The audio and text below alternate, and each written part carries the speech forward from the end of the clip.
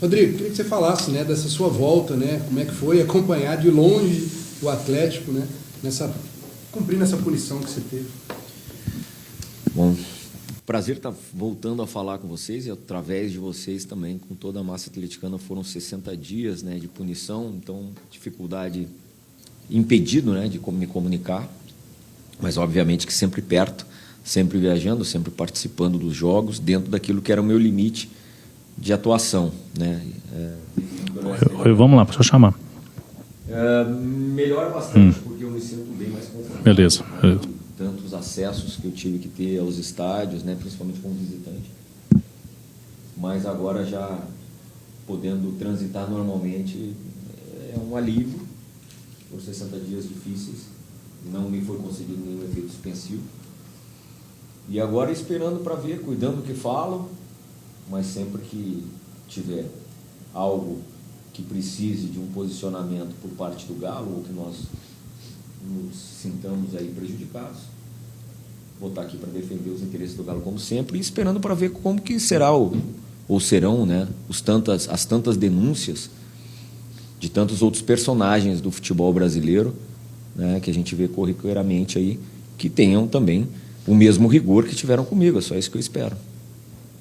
Ô, Rodrigo, antes da sua punição, o Atlético estava no momento ali de tentar reagir, e agora um outro momento da equipe, né? A equipe já mirando um G4, dependendo dos resultados que passarem, poderia estar até olhando até um pouco mais para cima na tabela. Como é que você vê esse momento do Atlético agora?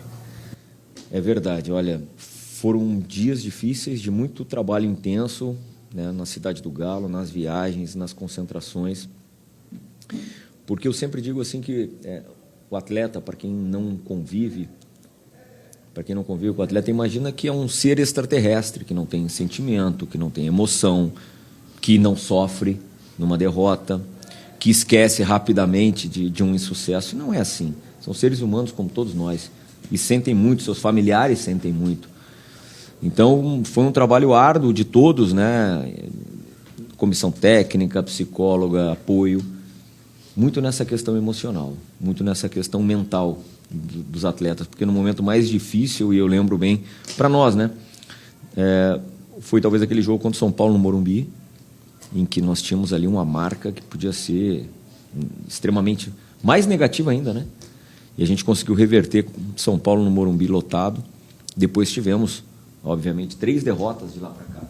Mas se vocês forem ver o aproveitamento espetacular, temos a conta esses últimos dias, né? Isso, vamos aqui trazer o Rodrigo Caetano, que está falando desse momento do Galo, né, Léo? Aqui com os colegas da imprensa, a gente vai entrar aqui falando dessa sequência boa de vitórias, Rodrigo. Tivéssemos tido aí resultados melhores naquela sequência negativa de 9 jogos sem vencer, talvez hoje a gente pudesse olhar realmente para um lugar melhor na tabela. Mas o nosso foco hoje é nos distanciarmos o máximo que pudermos aí nas próximas rodadas do 7º colocado, para que a gente esteja numa situação melhor dentro do G6. E aí, obviamente, jogo a jogo, vendo que pontuação que a gente vai conquistar, para quem sabe lá no final garantir uma vaga direta. Mas o nosso momento ainda segue sendo de recuperação por conta daquele início ruim.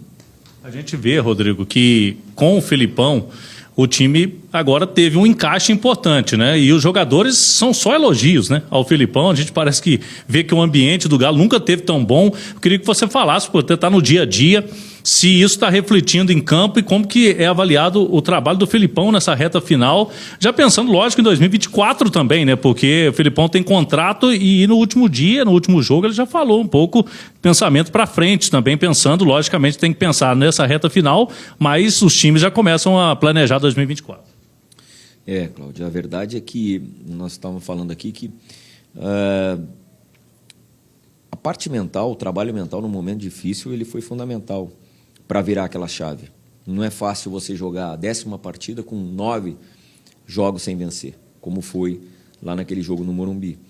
Mesmo que de lá para cá tenhamos também tido outras derrotas, né, o índice de aproveitamento é extremamente elevado para um campeonato muito difícil como o brasileiro. E isso teve uma participação decisiva nessa questão do ambiente. Se o nosso ambiente não fosse bom, por mais que tivéssemos um elenco de altíssimo nível, de qualidade, é muito difícil reverter. A gente já viu casos semelhantes com equipes, né, de alto investimento, equipes também importantes no futebol brasileiro, que quando você fica na parte de baixo é muito difícil sair, mesmo com qualidade dentro do seu elenco. E a gente conseguiu realmente trabalhar internamente com a privacidade necessária dentro da Cidade do Galo para reverter isso. E a participação do Filipão ela foi fundamental pela experiência, pelo conhecimento, por passar essa segurança para os jogadores e principalmente naquele novo modelo de jogo dele, né, de que já deu certo em outras equipes e que daria certo no Galo também. E foi o que aconteceu. Os jogadores compraram a ideia, acreditaram, e a verdade é que, mesmo com alguns desfalques que tivemos ao longo desse período, a gente mostrou a força do elenco, porque muitos que entraram e muitos dos que vêm jogando não eram utilizados, né, vamos dizer, no primeiro semestre ou com o antigo treinador. Então mostra que o Filipão também faz justiça, porque aqueles que entram e mostram rendimento, ele procura manter. É um critério, né? E é muito difícil no futebol você ter determinados critérios. Então, acho que isso deu uma coesão no grupo, deu uma união, o ambiente é favorável, sim.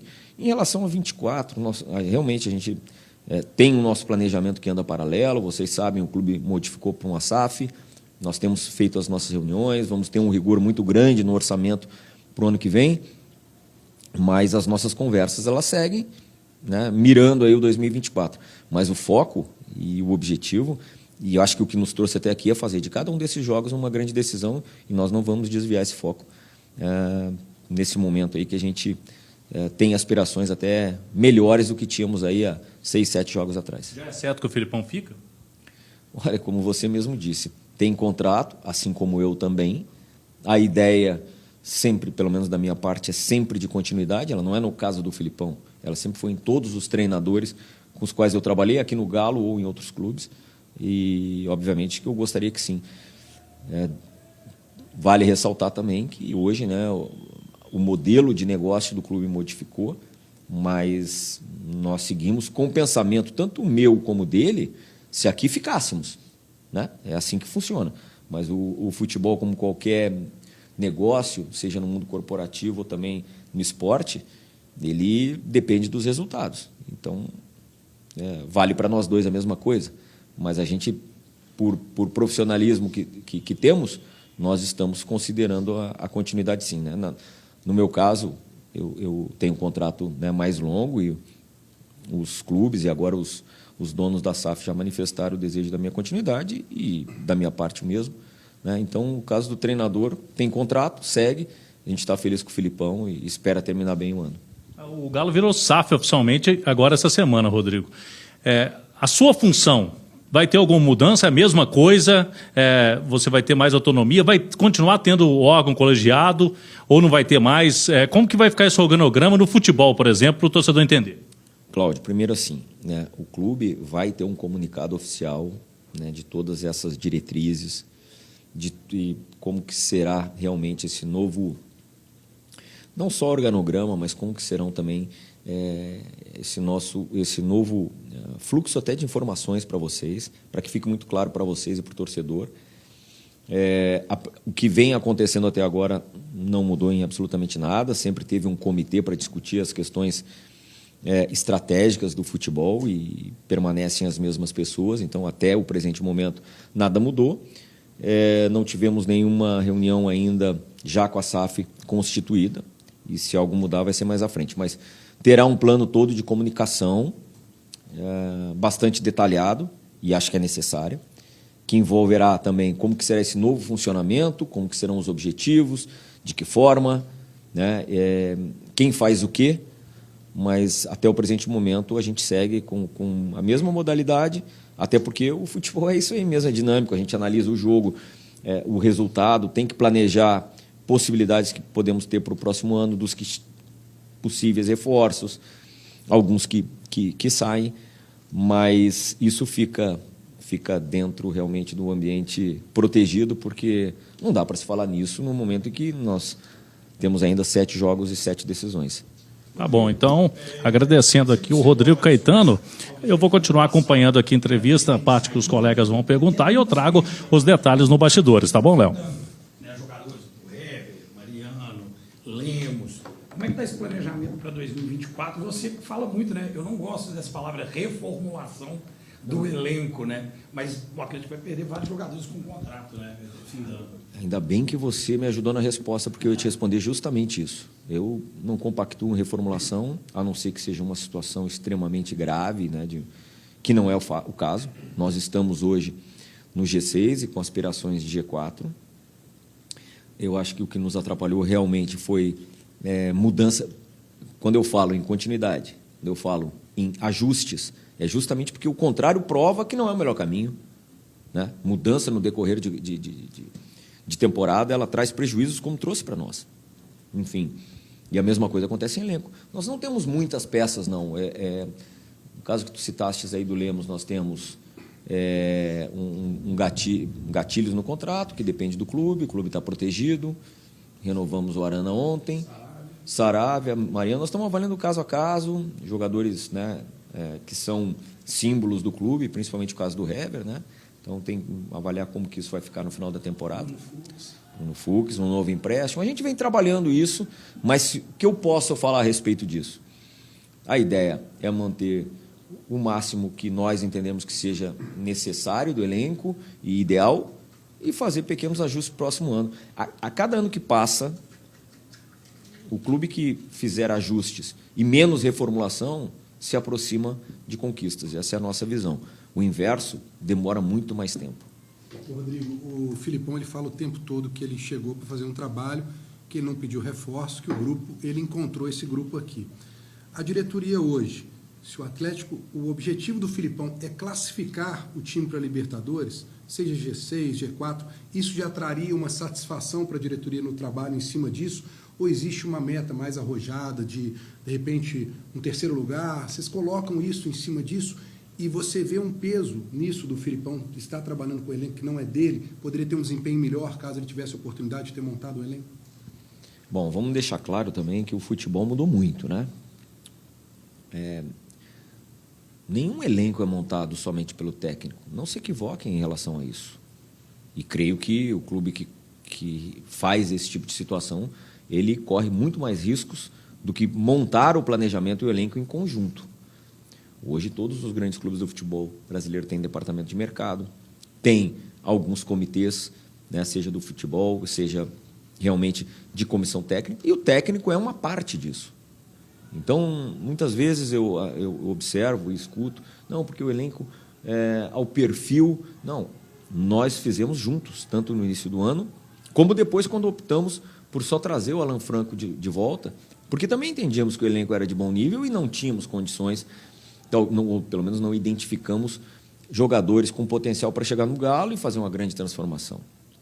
Então, o que ele se refere é em relação a características. E quando eu falo de ajustes, é isso, né? Obviamente que se pudéssemos ter agregado 2, 3, no máximo, jogadores com perfis um pouco mais... que fossem ao encontro do modelo do Filipão, assim teríamos feito. Mas ele mesmo, quando chegou e nós avisamos... Olha, não teremos condições de fazer nenhum movimento nessa janela. Ele, não, o elenco está bom e tal. Se eu estivesse, talvez eu sugerisse um atleta com uma característica diferente. E é isso que ele cita, entendeu? Mas não se trabalha mais dessa forma, né? Que o técnico chega e ele monta ou remonta, isso já passou. Por quê? Porque a conta fica para o clube. Não tem jeito. E a gente vê isso. Talvez não tenha visto no Galo, mas vocês observem em outros clubes como que acontece. Os treinadores muitas vezes permanecem 3, 4, 5 meses e buscam jogadores com um perfil somente para o seu modelo de jogo e acaba que depois as coisas mudam. Então, o treinador é peça fundamental, é super importante, mas ele é uma parte, né? E ainda mais com a modelagem nova de SAF, de clubes, né, com um viés também voltado para negócios, todo mundo tem que estar envolvido e todo mundo tem que ser escutado nessa hora. E a ciência, os dados, eles vão ter um peso muito grande, como já sempre tiveram, mas agora mais ainda. E o treinador, obviamente, que também. Mas então é isso. Ao final do período, a gente vem conversando, são características de atletas, tá? Não é uma montagem ou remontagem por conta do treinador A, B ou C. Eu acho que isso aí não tem mais espaço. Mas ele está no objetivo. Desculpa, em relação ao... Foi o objetivo que nos restou. Entendeu? Hoje nós estamos no G6, eu já falei. Nós temos que primeiro nos distanciarmos do 7º colocado. Porque, diferentemente dos últimos anos, onde o campeão da Sul-Americana era brasileiro e estava entre os 6, o campeão de uma Libertadores estava entre os 6 e era brasileiro, o da Copa do Brasil mesmo, hoje, o que se desenha no Campeonato Brasileiro é totalmente distinto. Vagas para Libertadores que não campeões de Copa são os 6 primeiros. Então, o Galo tem que estar entre os 6 primeiros e, com o passar das rodadas, ver o que a gente alcança mais. Esse é o nosso campeonato no momento e essa é a meta do Filipão, minha, da diretoria, dos atletas, de todos. Ô, Caetano, antes da SAF, o Atlético, a cada janela, tinha aquela necessidade de venda. Muitas vezes o clube não tinha como segurar o jogador. Você acredita que agora, com a chegada da SAF, o clube consegue se fortalecer mais para poder segurar um atleta, para não ter que ter essa necessidade de venda a cada janela? Você diz por conta de necessidade de investimento? Não. Continua a mesma dificuldade. A única coisa que eu posso falar, e eu tenho repetido, é que me orgulha muito de estar na SAF do Galo hoje. Por quê? Porque é uma das poucas SAFs do Brasil que ela vem para justamente honrar os compromissos que antes o clube não tinha condições de honrar, né? Seja com agentes, com outros clubes, enfim, com outros fornecedores. E essa turma, por isso que às vezes eu escuto certas coisas assim, né? Eles deveriam ser muito valorizados nesse momento, porque existe qual clube que dá lucro no futebol brasileiro e mesmo mundial? Observem. Ele dá dor de cabeça, prejuízo, responsabilidade, uma série de outras coisas. E essa SAF que entra, ela entra para honrar os compromissos de um passivo acumulado durante muito tempo, inclusive nessa também gestão. Isso é assim. Para quê? Para que se conquiste títulos, para que se atenda, né, os aficionados. Esse é o produto fim de um clube associativo. Só que tem conta para pagar. Então, esses chamados investidores, né, os 4 R's, juntamente lá com o presidente, com o nosso vice-presidente, assumem o compromisso, diferentemente das outras SAFs, de todo um passivo e a responsabilidade de pagar a conta. Então, é isso que é importante comunicar, de que é diferente. As demais SAFs que entraram no Brasil, jogaram o seu passivo para a associação, e aí sim o recurso ia só para o futebol, e aí com alguma capacidade de investimento. Entendeu? Então, assim, eu me orgulho com essa, mesmo que não tenhamos investimento. Sabe por quê? Porque aquilo que foi combinado lá atrás e que por um motivo ou outro não pôde ser cumprido, será cumprido, e o que será combinado daqui para frente também será cumprido, principalmente com, como eu disse, agentes ou outros clubes que, porventura, viermos a negociar. Para o diretor de futebol não é aquela história, pô, você vai ter um cheque aqui, vai sair investindo. Não. Mas eu sei que aquilo que for aprovado em qualquer negociação que fizermos será cumprido, e isso me tranquiliza bastante. Você chegou a dizer, já na nossa entrevista aqui, que vai ter um orçamento apertado para 2024, a SAF já avisou. Então, o torcedor não precisa, de novo, esperar, né? Porque o torcedor, às vezes, fica esperando grandes reforços, grandes investimentos. Chega a SAF, entrou um valor, né, de aporte, mas uma boa parte é para a dívida, né? Para quitar dívidas. Foi como eu disse. Eu até estou avançando um sinal aqui na qual não deveria, porque esse assunto da SAF ele vai ter uma comunicação toda específica, tá? Que não, certamente, talvez até eu participe, mas não será comandado por mim, né? Tem pessoas extremamente capacitadas para isso. Tem o nosso CEO lá, o Bruno Musi, também, que vai, no momento adequado, vai acabar expondo um pouco melhor, com um melhor detalhamento para todos vocês, né? Para o nosso torcedor, principalmente. O que eu estou dizendo em linhas gerais é que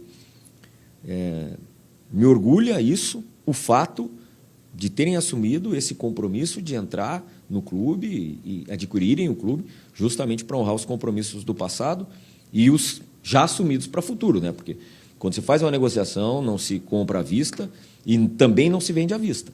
Tem o a receber e o a pagar para frente também, né? Então, assim, nós vamos viver dentro daquilo que for determinado como orçamento e tentar fazer mais e melhor, e sempre tentar fazer mais com menos. Mas, enfim, esse foi o nosso papel até agora. Não muda muita coisa, muda sim, talvez até o que esse nosso orçamento nos permite. Permite nós chegarmos onde? De que forma? Mas isso, como eu disse, terá uma comunicação toda específica, melhor organizada do que essa que eu estou tentando aí dar em linhas gerais para vocês e para o torcedor. Rodrigo, só para fechar aqui 2 pontos. Você disse assim, isso é o que nos resta, falando da Libertadores, da vaga da Libertadores, né?